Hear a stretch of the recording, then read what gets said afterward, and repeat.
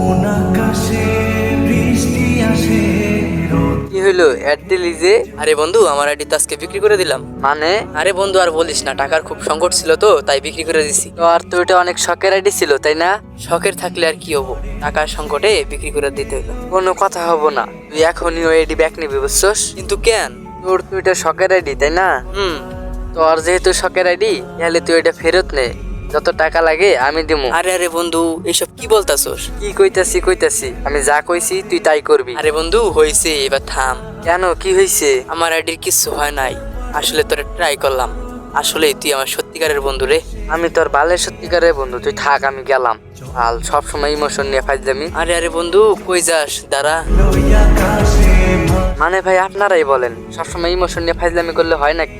আর ভাই আর আপনাদের কি এমন কোনো বন্ধু আছে যে সবসময় ইমোশন নিয়ে খেলা করে? থাকলে মেনশন দিয়ে দাও।